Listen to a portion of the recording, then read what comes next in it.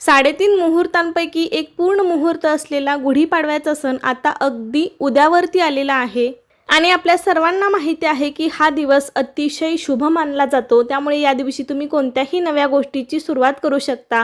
सोने खरेदी, घर खरेदी, गाडी, बंगला किंवा तुम्हाला अजून काही मोठ्या प्रमाणावर गुंतवणूक करायची असेल तर हा दिवस उत्तम मानला जातो। त्यासाठी कोणताही वेगळा मुहूर्त पाहण्याची गरज नाही। या दिवशी गुढीपाडवा हा आपल्या हिंदू नवीन वर्षाचा पहिला दिवस असतो।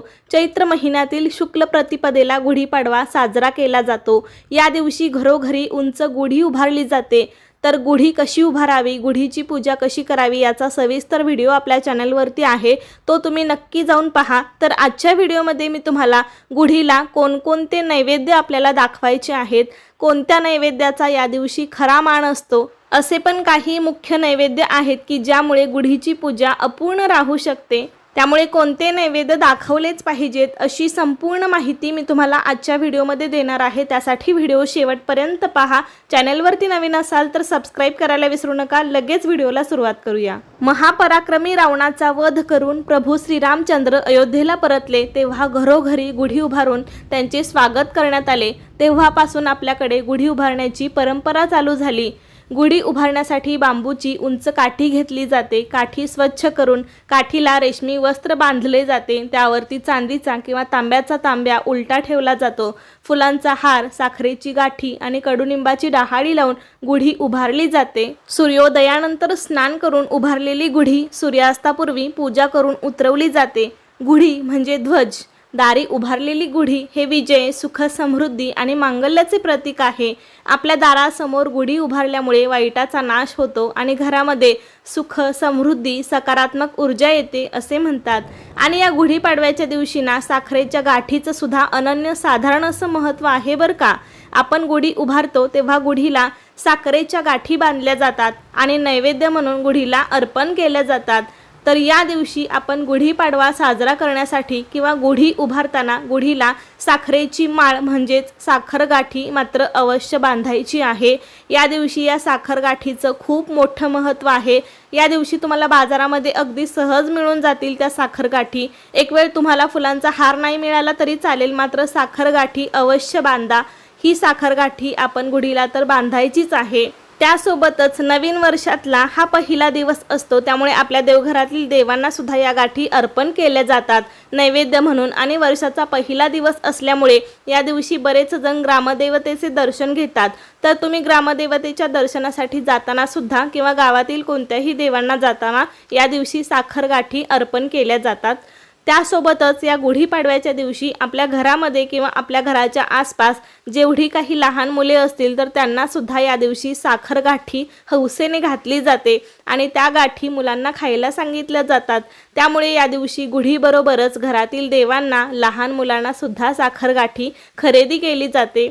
या दिवशी ना या साखर गाठीचं फार महत्त्व असतं। यामुळे वाढलेली उष्णता कमी होते आणि या साखर गाठी खाल्ल्यामुळे येणारा उन्हाळा बाधत नाही, म्हणून साखर गाठी खाल्ली जाते। अशा प्रकारे या दिवशी या साखरेच्या गाठीचं तर महत्त्व आहेच, पण या दिवशी गुढीला दुसरा मुख्य नैवेद्य दाखवायचा तो म्हणजे एका वाटीमध्ये भिजवलेली हरभऱ्याची डाळ घ्यायची, 1 ते 2 तास भिजवलेली, त्याच्यामध्ये बारीक केलेला थोडासा गूळ आणि या ऋतूमध्ये ना कडुलिंबाला बहर आलेला असतो तर कडुलिंबाची पांढरी फुले यामध्ये घालायची आहेत किंवा तुम्ही पानं पण घालू शकता आणि ते सर्व मिक्स करून त्याचा पण नैवेद्य आपण गुढीला दाखवायचा असतो। या दिवशी ना या नैवेद्याचा खरं तर खूप मोठा मान असतो, त्यामुळे हा नैवेद्य आपल्याला गुढीला आवर्जून दाखवायचा आहे। बरेच जण कडुनिंबाची कोवळी पाने, फुले, चण्याची भिजवलेली डाळ, जिरे, हिंग आणि मध मिसळून हा प्रसाद तयार करतात। हा प्रसाद तयार करण्याची पद्धत जशी तुमच्याकडे असेल त्यानुसार तुम्ही करू शकता, मात्र या दिवशी कडुनिंबाचं सेवन करणं खूप महत्त्वाचं असतं, कारण या दिवसापासून चैत्र महिना सुरू होतो तेव्हा हवामानात मोठ्या प्रमाणावर बदल झालेला दिसून येतो। ऊन प्रचंड वाढायला लागतं। या काळात रक्त आणि त्वचेशी संबंधित विकार होतात, ते होऊ नयेत त्यामुळे कडुनिंबाचं सेवन करणं या दिवसांमध्ये खूप महत्त्वाचं असतं। गोवर कांजण्या झाल्यावर कडुनिंबाच्या पाण्याने अंघोळ करण्याची परंपरा आपल्याकडे आहे। तसेच अंगाला खाज येत असेल तर कडुनिंबाच्या पाण्याने अंघोळ केली जाते। त्याबरोबरच कडुनिंबाच्या पानांमध्ये पित्तनाशक गुणधर्म आहेत, त्यामुळे उष्णतेचे आजार होत नाहीत, उन्हाळ्यातील त्वचा विकार होत नाहीत। तसेच मधुमेहीसाठी देखील कडुलिंबाचे पान फार उपयुक्त आहे। त्यामुळे या पाडव्यापासून 5 दिवस कडुलिंबाचा रस जर आपण सेवन केला तर आपलं आरोग्य निरोगी राहण्यास मदत होते। कडुनिंब ही एक अशी औषधी वनस्पती आहे आणि आयुर्वेदामध्ये सुद्धा कडुनिंबाचं खूप मोठं महत्त्व आहे।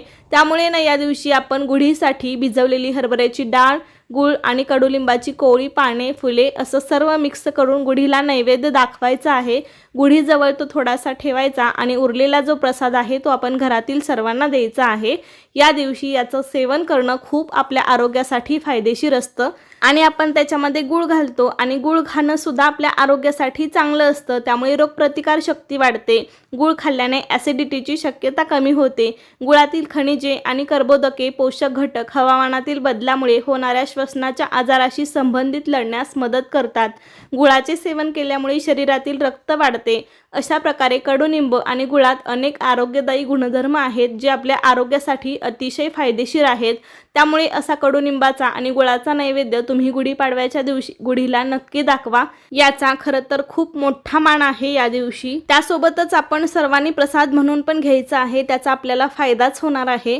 त्याबरोबरच तिसरा नैवेद्य म्हणजे आमच्याकडे ना गुढीला गोड शेवयांच्या भाताचाही नैवेद्य दाखवला जातो। म्हणजे अनेक ठिकाणी दाखवतही असतील, काही ठिकाणी दाखवत नसतील, पण आमच्या भागामध्ये ना गुढीला गोड शेवयांच्या भाताचाही नैवेद्य दाखवला जातो। जेव्हा आपण सकाळी गुढी उभारतो तर गुढी उभारताना गुढीला साखर गाठी बांधली जाते। गुढीची पूजा झाल्यानंतर सकाळी गुढीला भिजवलेली हरभऱ्याची डाळ, कडुलिंबाची फुले, पाने आणि गुळाचा नैवेद्य दाखवला जातो। घरातील सर्वांना प्रसाद दिला जातो आणि त्यानंतर लगेच गुढीला गोड शेवयांच्या भाताचाही नैवेद्य दाखवला जातो। या दिवसांमध्ये ना उन्हाळा चालू असतो, त्यामुळे आपण शेवया बनवतो आणि त्यामुळे गुढीलाच पहिल्यांदा याचा नैवेद्य दाखवला जातो गोड भात बनवून आणि त्याच्यानंतर आपण खाल्ला जातो। आणि त्यानंतर मग काही वेळानंतर किंवा दुपारी जेव्हा तुमचा स्वयंपाक होईल तेव्हा प्रत्येक घरामध्ये पंचपक्वान्नांचा स्वयंपाक केला जातो। म्हणजे काही जण गुढीपाडव्यानिमित्त गोडाधोडाचं जेवण बनवतात, बरेच जण पुरणपोळी बनवतात, तर काही जण श्रीखंडपुरी किंवा तुमच्याकडे जे काही पदार्थ बनवत असतील त्याचाही नैवेद्य आपल्याला गुढीला दाखवायचा आहे। आमच्या भागामध्ये पण ना या दिवशी पुरणपोळीच बनवतात, पण काही जण वेगवेगळे पदार्थ पण गोडाधोडाचे बनवतात। तर तुम्ही तुमच्या पद्धतीनुसार तुमच्या आवडीनुसार पदार्थ करू शकता, मात्र या दिवशी गोडाधोडाचा नक्कीच काहीतरी बनवा। मग तुम्ही श्रीखंडपुरी, पुरणपोळी किंवा इतर काही बनवलं असेल तरी त्याचा नैवेद्य आपल्याला गुढीला आवर्जून दाखवायचा आहे। कारण गुढी हे विजय, सुख, समृद्धी, शुभाचं, मांगल्याचं प्रतीक आहे। हा फक्त सण नसून एक आशेचा किरण आहे, नवी सुरुवात आहे। त्यामुळे आपण गुढीची विधिवत अशी पूजा करून गुढीला योग्य तो नैवेद्य दाखवायचा आहे। त्याबरोबरच हे सगळे नैवेद्य या दिवशी आपल्या घरातील देवांना पण दाखवायचे आहेत।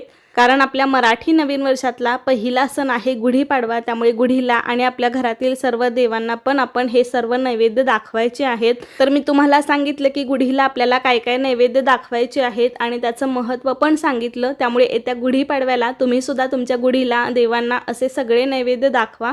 तर तुम्हाला कसा वाटला आजचा व्हिडिओ मला नक्की सांगा। आवडला असेल तर लाईक करा, अनेक जणांना हा व्हिडिओ शेअर करा आणि असेच योग्य माहितीपूर्ण नवनवीन व्हिडिओज पाहण्यासाठी आजच आपल्या अन्वीज मराठी कॉर्नर या चॅनेलला सबस्क्राईब करायला विसरू नका। धन्यवाद।